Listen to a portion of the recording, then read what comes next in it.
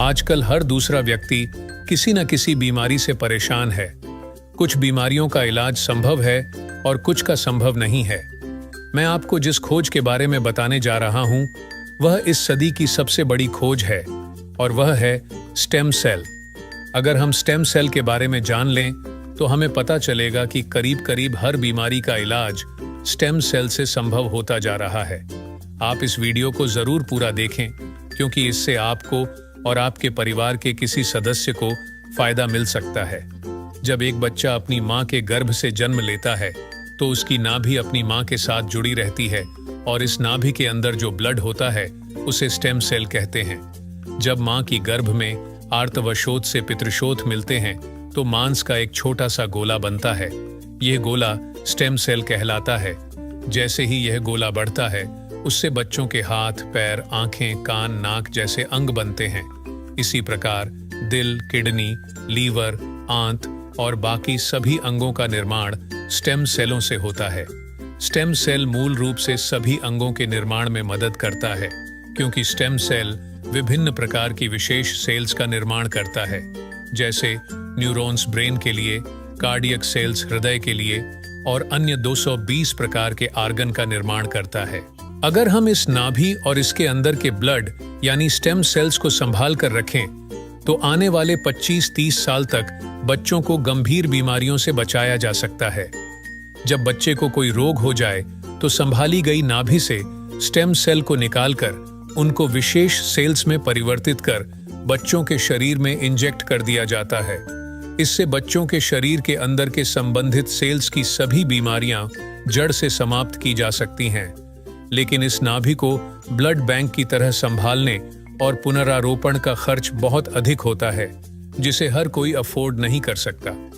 सभी अंगों के स्टेम सेल अलग अलग होते हैं, लेकिन मूल रूप से स्टेम सेल सभी अंगों का निर्माण करने में सहायक होते हैं। उदाहरण के तौर पर मान लीजिए कि हृदय के कुछ सेल्स नष्ट हो गए हैं, कुछ कमजोर हो गए हैं और कुछ अच्छे हैं, लेकिन अपने सही स्थान पर स्थानांतरित नहीं हो पा रहे हैं। इस स्थिति में हृदय का उपचार स्टेम सेल से किया जा सकता है। पहले स्टेम सेल्स को कार्डियक सेल में कन्वर्ट किया जाता है, फिर आपके शरीर के अंदर हृदय में इंजेक्ट कर दिया जाता है, जिससे हृदय को नया जीवन दिया जा सकता है। दोस्तों, अब आपको स्टेम सेल के बारे में समझ आ चुकी होगी और कि यह कितना महत्वपूर्ण है। इसी बात को समझाते हुए भारत के प्रधानमंत्री श्री नरेंद्र मोदी जी ने स्टेम सेल की रिसर्च में काफी दिलचस्पी ली थी।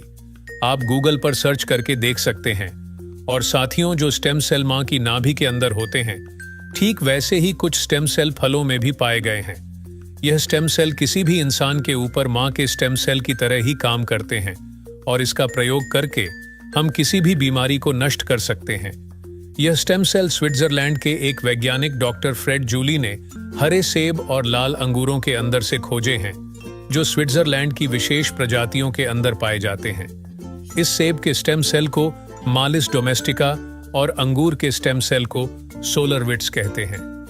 मां की नाभि से मिलने वाले स्टेम सेल सिर्फ बच्चे और उसके माता पिता के ही काम आ सकते हैं, लेकिन फलों से मिलने वाले स्टेम सेल किसी भी इंसान के ऊपर मां के स्टेम सेल की तरह ही काम करते हैं और यह फलों के स्टेम सेल इंसानी शरीर में नए सेल बनने की प्रक्रिया को तेज कर देते हैं, जिसकी वजह से इसका प्रयोग करके हम किसी भी बीमारी को इंसानी शरीर से नष्ट कर सकते हैं। और फलों से पाए जाने वाले यह स्टेम सेल पूरी मानव जाति के काम आ रहे हैं। सालों की मेहनत के बाद काफी देशों में लाखों लोगों के इलाज में यह स्टेम सेल सहायक हो चुके हैं और हो रहे हैं। इसी काम को आगे बढ़ाते हुए सिंगापुर की एक कंपनी नेचर फॉर एवर ने बायोसिलिक्स नाम की बहुत अच्छी फॉर्मुलेशन तैयार की है, जिसमें सेब के स्टेम सेल मालिस डोमेस्टिका और अंगूर के स्टेम सेल सोलरविट्स के अलावा एस्ट्राजेंथिन, मेलोन एसुडी,